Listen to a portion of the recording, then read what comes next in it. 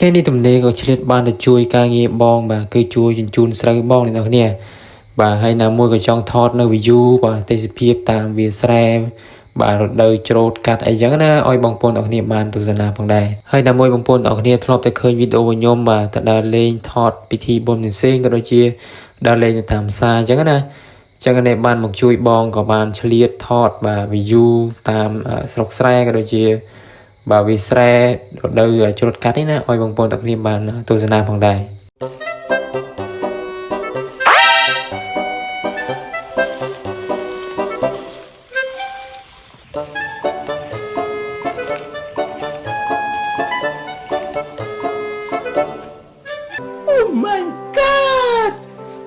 តិចបងប្អូនទាំងគ្នាថាយីឃើញខ្ញុំជូនស្រូវនឹងថាខ្ញុំសំដែងមែន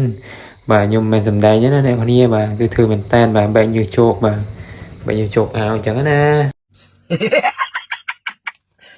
ហើយការជូនស្រូវរបស់យើងថ្ងៃនេះគឺដឹកជាមួយនឹងគោយន្តអ្នកគ្នាដោយសារតែយើងអាចបើគោយន្តទៅដល់ទីតាំងដែលយើងច្រូតបានអញ្ចឹងណាបាទអញ្ចឹងយើងជូនកណ្ដាប់នឹងដាក់លើគោយន្តហើយបាទដឹកមកដាក់ក្រោមខ្ទមអ្នកគ្នាតោះឥឡូវនេះបាទខ្ញុំនឹងនាំអ្នកនរគ្នាមកមើលពីទេសភាពនៅតាមវាលស្រែបាទនៅថ្ងៃនេះតើទេសភាពថ្ងៃនេះមានលក្ខណៈបែបម៉េចតោះឥឡូវមកទស្សនាជាមួយនឹងខ្ញុំបងប្អូនគ្នា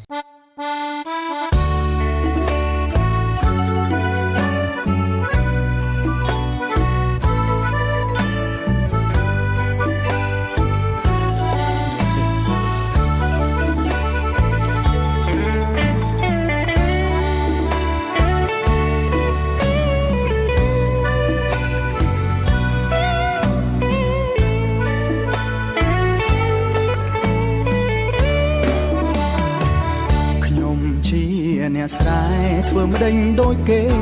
ជាកូនអ្នកផ្សារស្បែកខ្មៅស្រអាប់រឹកមិនហឺហាសំដីវិចាមិនស៊ីវិល័យតាំងតែពីតូចស្គាល់តែស្រែស្រូវនឹងព្រៃនោះទឹកបឹងត្រពាំងប្រឡាយមិនណាយចិត្តឡើយស្រែវាស្រូវទឹកជន់កាត់ផ្លូវរដូវវស្សាធម្មជាតិខៀវខ្ចីសែនស្រអស្ចារ្យនឹកឃើញកាលណាស្រណោអាឡ័យនឹកដល់ភូមិខ្ញុំនឹងឲ្យបងប្អូនទាំងគ្នាសម្រាប់វីដេអូនៅថ្ងៃនេះគឺមានតែប៉ុណ្្នឹងបាទហើយបងប្អូនបញ្ចាត់នៅវីដេអូនេះកុំភ្លេចជួយ like ជួយ share ក៏ដូចជា follow page ខ្ញុំម្នាក់មួយផងអ្នកទាំងគ្នាជួបខ្ញុំទៀតនៅវីដេអូក្រោយ